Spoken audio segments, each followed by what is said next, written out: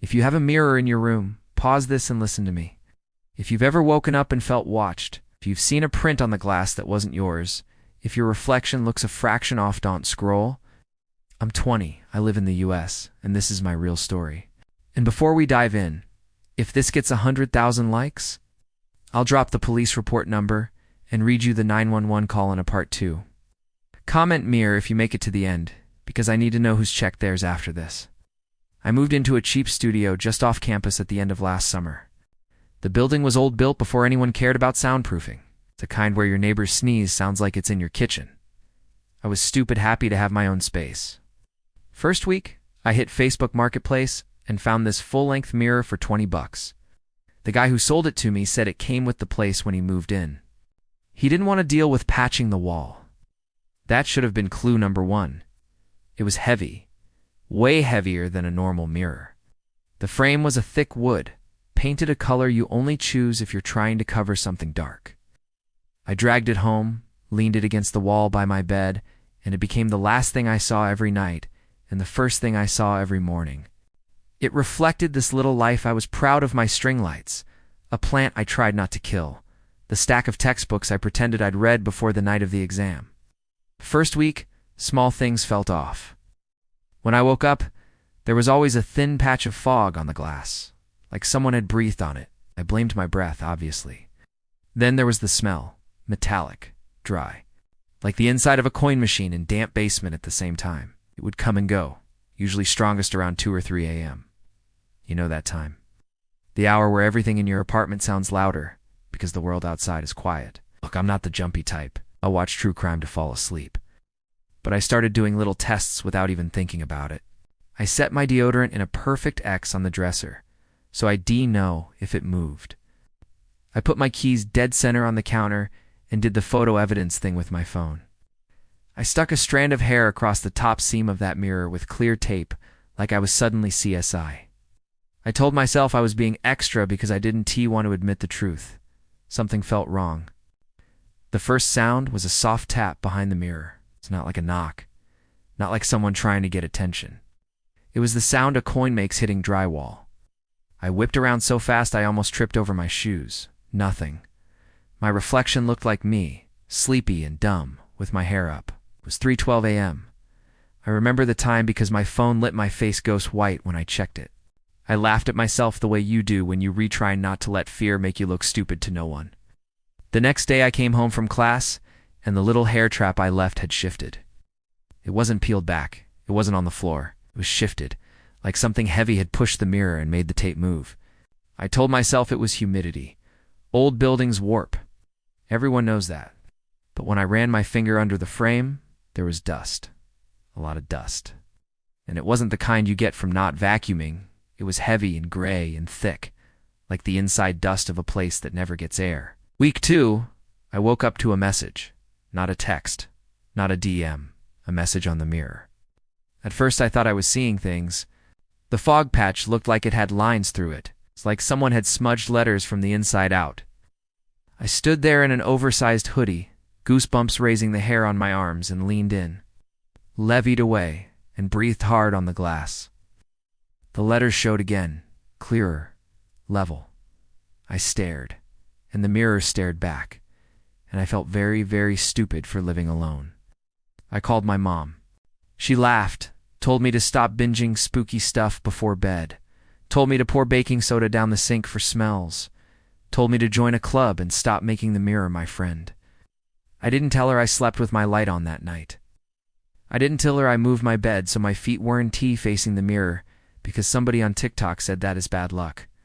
I didn't tell her I bought one of those door alarms from Walgreens because my front door had never felt more like a formality. The guy who owned the building sent maintenance for the smell. Maintenance guy was mid-30s, tattoos, a tired face, like everything he looked at had disappointed him before.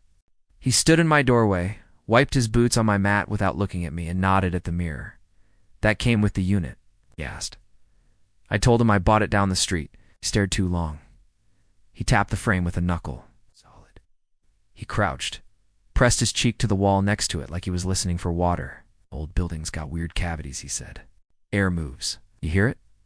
Then he fixed my leaky sink, took an extra long time in the bathroom, left the door open, and told me to run my shower hot to flush the pipes. When he left, the mirror was at the slightest angle. It hadn't been before. I don't know if it was him. I'm not saying that. I'm just telling you the order of things.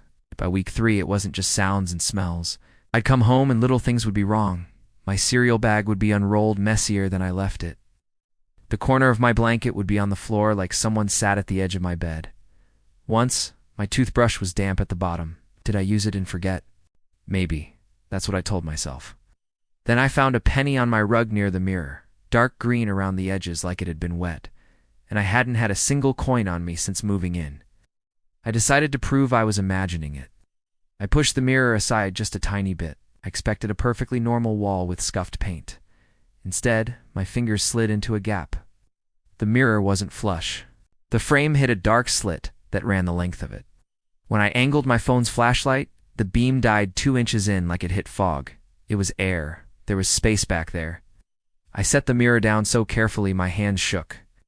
I slept at my friend Kayla's that night without telling her why. When I came back the next morning, the mirror had a greasy thumbprint right in the place you'd de-grab if you were pulling it out. It wasn't mine. There's a trick someone told me to check if a mirror is two-way.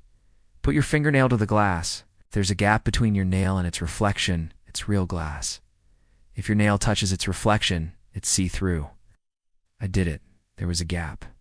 I relaxed for a second, like a moron, and then I remembered, if someone cut a hole behind your mirror and made it swing, it doesn't matter if it's two-way. They can watch when it's out. I started recording. I don't mean camera in the corner. Because, honestly, the idea of watching footage of myself sleeping made me want to throw up. I stuck my phone on voice memo, screen down, and slid it under my bed. I let it run all night. First 2 nights the file was just me tossing, a neighbor slamming a cabinet, my stupid window rattling when the wind hit. Night 3. At 2:43 a.m., there was a sound like a slow hinge. Soft, careful. Then a footstep that wasn't in my room, but next to it, and a breath that wasn't mine. There was a lull for 30 seconds where nothing happened, and my own heart in the recording sounded like I was running. Then 3 soft taps. Coin on drywall. I stopped the audio, stared at my ceiling, and cried for the first time since moving out. It wasn't a big, ugly sob. It was quiet, like I was trying not to be heard even in my own body. I packed a bag in the dark, called Kayla, and finally told someone. She told me to call the cops. I didn't. I told myself they'd laugh. What would I say? Hey, officer, there's a guy living in my walls watching me sleep. People would think I was chasing views, like I wanted this. We set up a test. It's Kayla's idea, because she's meaner than me, and I love her for it. We sprinkled flour in a thin line along the crack where the mirror met the floor. We did it at 1 in the morning because that S when we both worked late and were slap happy enough to be brave. We sat in the kitchen with mugs of sugar water, pretending it was tea, kept the lights off, whispered like kids at a sleepover. Nothing happened for an hour. At 2:17 a.m., something moved. Not loud, a scrape. The small sound of the frame rubbing the floor a hair. We held our breath until it hurt. In the morning, the flower line had a smudge, not a full print. Smudge like something brushed it from the other side while it opened. I took 100 photos of a white mark on my floor and still couldn't he believe it. That's when I messaged the guy who sold me the mirror. I said, "Hey, random, did this thing have anything weird about it?" He read it and didn't respond. An hour later, he blocked me. I went to the landlord in person. The office was a beige room with a computer older than me. The manager said what they all say. Sign this form, we'll send someone. It's probably the pipes. Laughed when I asked if there were crawl spaces. You watch too many videos, he said. Nobody fits in these walls? The night everything broke, it wasn't supposed to be scary. It was a Tuesday. I finished work early because it was dead. I took the bus home in that dead time after dinner before night, and the sky is this neutral gray like the world's indecisive. My apartment door was closed. The alarm I bought was armed. My hallway smelled like laundry detergent and someone's overcooked microwave. Dinner normal. I unlocked the deadbolt, and the knob felt warm. It's such a tiny detail to hang everything on, but it stuck in my head. Opened the door and took 1 step inside. The mirror was wrong. It wasn't how I left it. It was angled out 1/2 inch, maybe. It sounds like nothing. But when something you've decided to watch starts moving without you, your body knows before your brain. I didn't drop my bag. I didn't move closer. I stood there in the doorway and stared. And then, from behind the mirror, there was a tiny sound. Not a knock. A breath. It was the sound a person makes when they retrying to be quiet and their chest betrays them. I froze. Every horror story atom in my body screamed, I'm not brave. I don't have a machete in my kitchen. I have a half-empty jar of marinara and a candle lighter. I stepped back into the hall and called 911. I told the operator my name, my address, and the stupid words, I think someone's behind my mirror. She asked me to say it again, and my voice shook. I told her everything that felt safe to say fast. She told me to get someplace safe, lock myself in a room, wait for officers, stay on the line.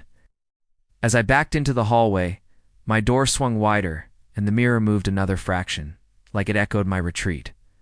I don't know why I didn't run. I didn't know why I didn't T-sprint down the stairs barefoot and bang on the neighbor's door until their dog barked. It felt like if I made a big movement, whatever was behind the glass would make a big movement too. I whispered into the phone. Someone is there, the operator said. Can you leave the apartment safely? I said, I think so. Then, from behind the mirror, I heard a whisper. It wasn't a whisper you speak to another person. It was the sound someone makes to themselves when they forget they aren't alone. He said, Not yet. I shut my door. I moved backward down the hall, kept the line open, and slid into the stairwell. I went down one floor and sat on the steps where the metal rail shakes when anyone touches it. I kept my eyes on my own doorway like it would do something if I blinked. A couple on the third floor came up arguing about laundry. She asked me if I was okay, and I said, Call the cops, and she rolled her eyes because the world is full of crying wolf. I waited and I listened, and the whole building felt like it was holding its breath with me. The first officer reached the lobby at the same time I retched into my elbow and swallowed it because I had done it tea-eaten. They went upstairs with me and I couldn't make my feet go down the hallway, but I made them anyway. They opened my door. The mirror sat heavy and dumb. The apartment looked normal. The officer with the clipboard said, You sure it wasn't the building settling? He bent, thumped the wall next to the mirror, pressed his palm flat. He looked bored. The other officer, the one with the quick eyes, crouched. He put his hand under the bottom edge and pushed. The mirror moved. It didn't slide. It swung. There was a hinge on the left side, hidden under the frame, and a cheap magnetic catch on the right that clicked when he wiggled it. He looked at me like I had just handed him a live grenade, and he was impressed I hadn't T-dropped it. He pulled the mirror open like a door. Behind it was black. No insulation, no bright pink batting or neat wood. It was a void that caught the light wrong. The officer shined his flashlight into it, and a tunnel lit up 2 feet wide, the height of my mirror, stretching left and right into the bones of the building. Pipes ran along it like veins. There were handprints on the drywall, black and oily. A sleeping bag lay just inside, flattened like someone had rolled out of it recently. A plastic gallon jug half full of water, no label. 3 crushed ramen cups. An old phone charger. And a smell that made my stomach crawl up my throat. I want you to imagine finding out your home wasn't a home. I want you to imagine realizing that you're private. It's the best and worst, nighttime and morning. Laugh-crying, totally unfiltered moments were shared with someone who learned the rhythm of your heart. I stood there holding onto the doorframe so hard my fingers hurt, and I said nothing because there was nothing to say. They called for more units. They told me to stand in the hall.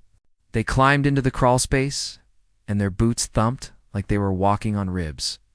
Down that tunnel, they found more. An empty protein bar box, a blanket that smelled like old smoke, a notebook. It was spiral bound, like the ones they sell at the campus bookstore in bulk. The first officer looked at me and said, You don't have to look. And I said I have to look. It wasn't full of manifestos. It was ink, black and steady, the way some people write when they have too much time. Dates and times. 2:06 a.m. She came home late, shoes in hand. 12:40 a.m. She cried quietly. Family 7:18 a.m. She sings off key. 2:43 a.m. She set something on the floor. Flower smart. On one page there was a sketch of my room. Not good. Good enough to mark where the bed was, where the dresser sat, where the mirror opened. Little arrows that said loud step, Window rattles, front door squeaks here. There were Polaroids. Not many. For all of them taken from the dark. One was my ceiling. One was my plant and my window. One was the corner of my bed and the pile of clothes I pretend I don't have. The last one was my outline under my blanket, the curve of my knee like a hill, nothing graphic. Everything violating. They didn't find him that night. The crawl space ran along the whole building, past my unit, past the next, down to the basement. The officers came out gray and sweating. They said it's a miracle I didn't get hurt. They said I should pack a bag. They said I should call someone. They said a lot of things I don't remember.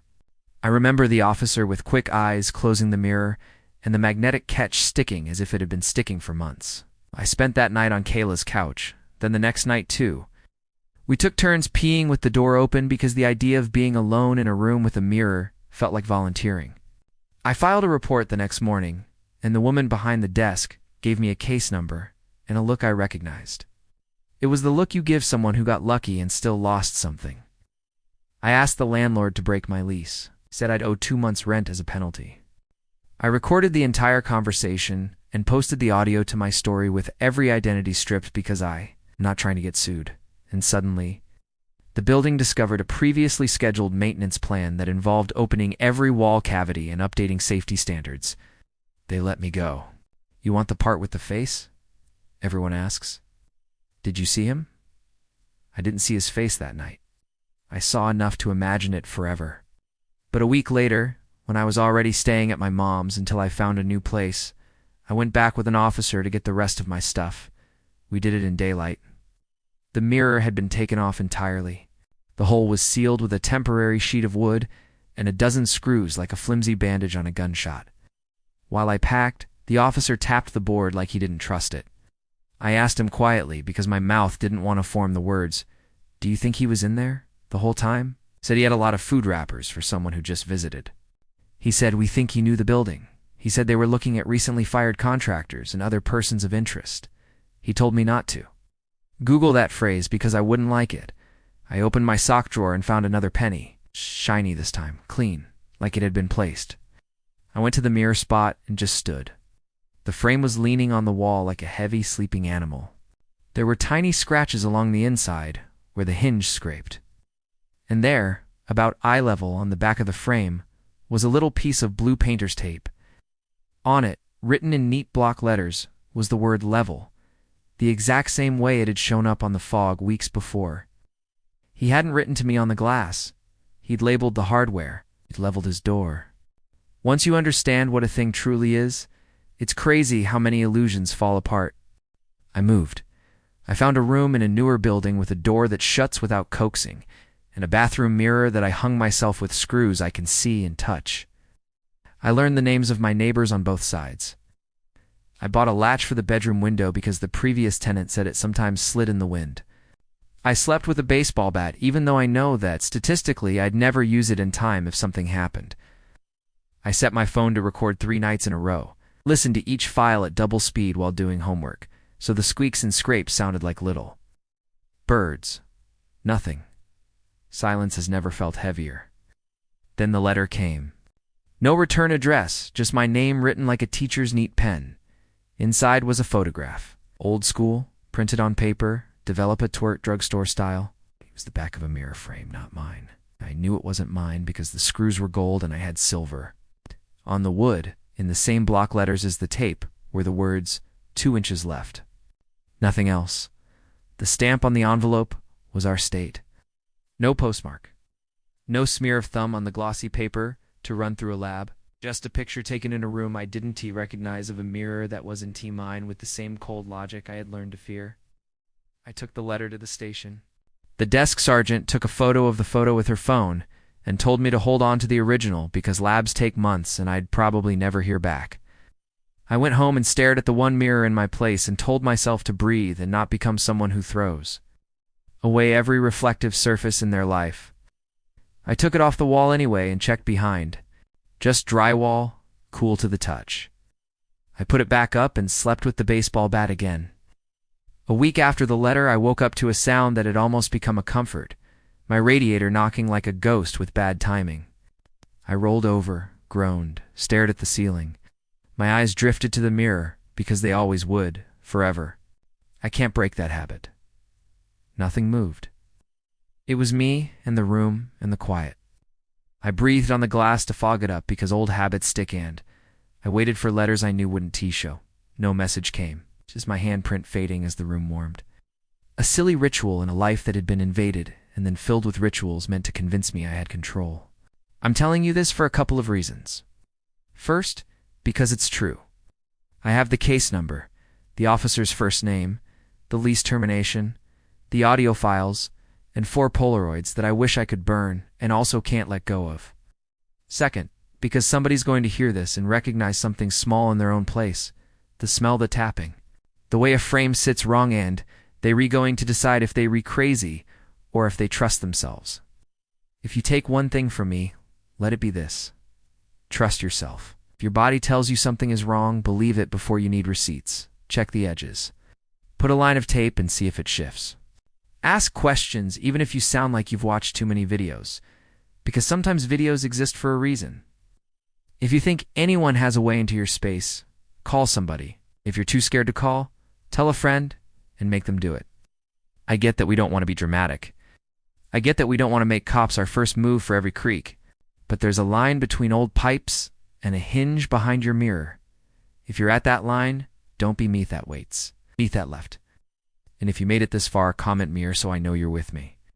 Share this with someone who sleeps next to a full-length mirror and thinks it's weird but can explain why. Subscribe if you want more true stories. We do this every weekend if this hits 100,000 likes. I'll drop a part 2 with the 911 audio and the full list of the red flags I ignored. If you've had something like this happen, you're not crazy, you're not extra, you're alive. I want you to stay that way. Before you go to sleep tonight, touch your mirror. Not to be cute, just to feel it anchored. Press your palm flat and look at yourself and remember that there's you. And there's a world behind you. And sometimes the line between the two gets thinner than it should. Mine did. For weeks, someone lived behind my mirror. He learned my breath. He kept coins like keepsakes. He ran when the lights hit. Maybe he's behind somebody else's now. Maybe he's watching an empty room and waiting for a new schedule to learn. I don't want to end with fear. I moved, I sleep, I laugh again in the dark. The mirror in my room squeaks when I clean it because I hung it crooked on purpose. You can call that petty ond. Every squeak makes me grin because it is a sound I know is mine. You can take back the things that felt stolen. Sometimes it looks like a silly roll of tape. Sometimes it looks like a baseball bat you never use. Sometimes it looks like a video like this and a bunch of strangers in the comments saying, "Me too." He lived behind my mirror. I see him when I close my eyes sometimes. But he doesn't get to stand in the doorway anymore. I do, and I am holding it open for anyone who needs to walk out of a place that tried to make them smaller. Stay safe. I love you. Check your mirrors. And I'll see you in the next one.